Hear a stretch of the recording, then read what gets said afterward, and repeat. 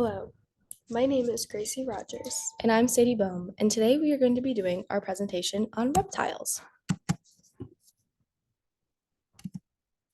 Some distinguishing characteristic of reptiles.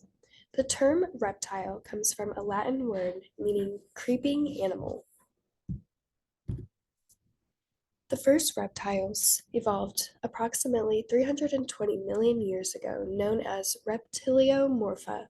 Here's a picture of the first reptile. There are more than 6,500 species of reptiles. Reptiles are ectotherms.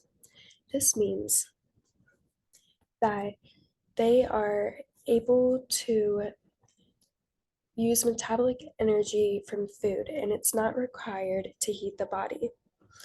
Reptiles' skin is made up of protein, keratin, and waxy lipids.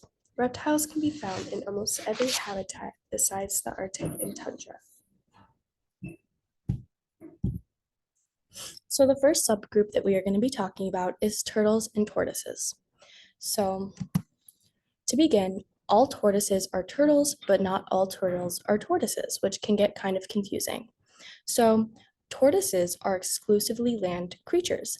They live in a variety of habitats such as deserts and wet tropical forests.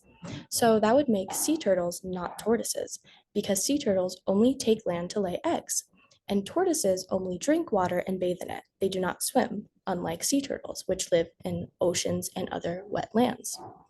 So not all land turtles are tortoises. Box turtles and wood turtles are not considered tortoises. Box turtles spend most of their time in water, and wood turtles are omnivores. So some distinguishing features are, to distinguish tortoises from other turtles, you have to look for some specific anatomical features. So their family is called Testudinidae, and they share a unique hand limb anatomy made up from elephantine. So their forelimbs are not flipper-like, and their hind feet aren't webbed, as you can see in this picture. So tortoises and turtles also have differing diets. Tortoises are vegetarian, and turtles are omnivores. The second subgroup that we will be talking about are lizards. There are over 6,000 species of lizards. Snakes and lizards do look alike, so they can be commonly confused with one another. For example, the slowworm, or also known as the legless lizard. This lizard has no legs, so therefore it looks like a snake. The iguana is the only herbivore eating lizard, meaning that the iguana only eats plants. Most lizards detach their tails from predators to escape, but when their tail returns, it's much smaller and boneless. Basilisk, a species of lizards, are able to walk on their hind legs. This is a picture of the lizard walking on water. More facts about lizards. Only geckos have vocal cords. Horned lizards are able to splash their own blood from their eyes into a predator to stun them in order for them to escape. Almost all species of lizards change their teeth as they start to wear down. So the next subgroup that we're going to be talking about is snakes. So there are more than 3,000 species of snakes on the planet, found everywhere except Antarctica, Iceland, Ireland, Greenland, and New Zealand. 600 species of those snakes are venomous. 200 species are able to kill or significantly wound a human. Non-venomous snakes swallow their victims whole or constrict them to death. Mostly all snakes can eat their food whole. Almost all snakes are covered in scales. The purpose of scales is to trap in moisture and reduce friction. There are some species of snakes that are mostly scaleless, but even those snakes have scales on their bellies. Snakes hunt in a variety of different ways. A lot of snakes have forked tongues. They flick it in different directions to smell their surroundings. They also have pit holes in the openings of their eyes that can sense heat given off by warm-blooded prey. They also have bones in their lower jaw, which pick up vibrations. They can also eat animals up to 3 times bigger than their head is wide. As you can see here, this snake can eat this lizard, which is ginormous compared to it. Snakes also have a lot of different habits. They shed about once a month, which makes room for growth and it gets rid of parasites. And most snakes lay eggs, but some species give birth to live snakes. And also, not a lot of snakes watch on their eggs. However, pythons incubate their eggs. And there also are a few species of sea snakes. There's about 70 species of sea snakes that live in the Indian and Pacific Oceans. Sea snakes are some of the most venomous snakes that exist, but they are not a threat to humans because they are very shy and gentle. The next species we'll be talking about are crocodiles and alligators.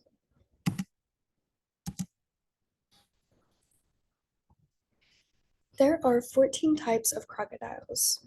Crocodiles have a tooth that sticks up over the upper lip when their mouths are closed, but alligators do not. That is one way to tell the difference between the two. There are 4 species of crocodiles that are endangered. Crocodiles live in salt water. The smallest crocodile is the dwarf crocodile that averages to 4.9 feet. The largest crocodile is a saltwater crocodile that grows up to 23 feet. A crocodile's jaw can apply 5,000 pounds of pressure per square inch. That's the strongest bite of any animal in the world. That's 10 times more powerful than a great white shark. Here is a picture of a dwarf crocodile, and here is a picture of a saltwater crocodile. Alligators can grow from 6 to 11 feet long. The average lifespan of an alligator is 60 to 80 years. Alligators don't have glands to excrete salt from their bodies, so they can't live in salt water. Therefore, you will find alligators in fresh water. The largest alligator ever measured was 15 feet 9 inches and weighed 1,011 and a half pounds. Alligators appeared about 84 million years ago. They usually are seen eating meat, but have been spotted eating fruits and vegetables. Alligators go through about 3,000 teeth in their lifetime. When they miss a tooth or one tooth is dull, they will replace that tooth with a new one. And then our next subgroup is dinosaurs. Dinosaurs lived on Earth for about 245 million years. Non-avian dinosaurs went extinct about 66 million years ago. Non-avian dinosaurs were the dinosaurs that could not fly. Roughly 700 known species were known that are now extinct. Not all dinosaurs lived during the same time period. The earliest known dinosaurs appeared during the Triassic period about 250 to 200 million years ago. There was also dinosaurs during the late Jurassic period, 150 million years ago. Also the late Cretaceous period, 72 million years ago. Stegosaurus went extinct for 66 million years ago, before the T-Rex even walked the earth. A huge part of identifying dinosaurs is fossils. Fossils include bones, teeth, footprints, tracks, and skin impressions. Fossilized jaws, teeth, and dung provide clues about what non-avian dinosaurs ate. Meat-eating dinosaurs didn't chop or grind their food, they would swallow chunks whole. Their teeth were pointed and slightly curved backwards and serrated. Plant eaters had a variety of teeth shapes designed for particular diets. As you can see in this picture, this is the carnivorous tooth and this is the herbivorous tooth. Scientists can also predict a dinosaur's height from a footprint. It can also provide clues as to what kind of dinosaur made it. This is just an example of different footprints that dinosaurs would make. Evolutionary history of reptiles. Reptiles originated approximately 300 million years ago, around the Carboniferous period. The more reptiles appeared, scientists broke them up into 3 groups: the synapsids, anapsids, and diapsids during the Permian period. The evolution of lungs and legs are the main transitional steps towards reptiles. Scientists got dinosaur reptiles and birds confused because they had similar bone structures. Next, we're going to be talking about ecological significance. So reptiles actually help the ecosystem a ton. So they are natural carnivores. So they eat creatures humans maybe think are undesirable. Some farmers even welcome snakes and lizards onto their land so they can eliminate unwanted predators from their crops. Larger snakes aid in the reduction of rodents. Without reptiles, many crops would be unprotected. They are also known to act as pollinators. Removal of any species from its ecosystem can drastically alter the populations of other organisms. Some reptiles are also considered keystone species. That's an organism that helps hold the ecosystem together. An example of that would be crocodiles, because they are part of the food chain and they play a huge role of helping others in the ecosystem. So reptiles also help with economical purposes for humans. They can be an important source of protein for humans, and they also are used in some traditional medicines.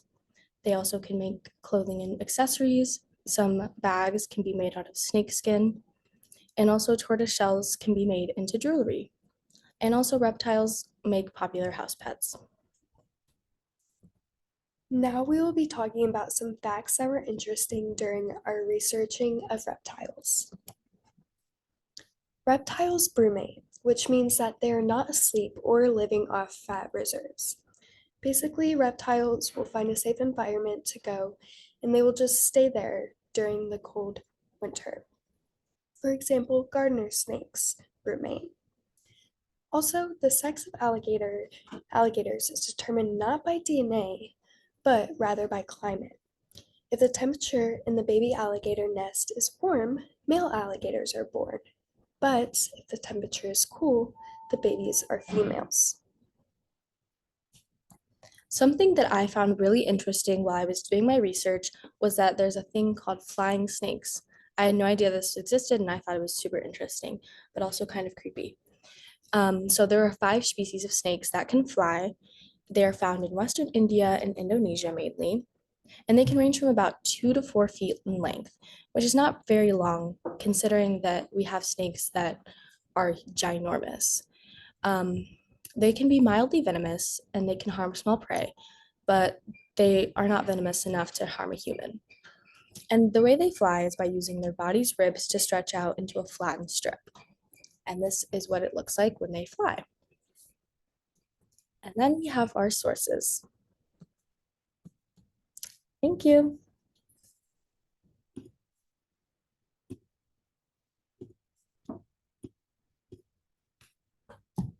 Okay, now how do I get the video?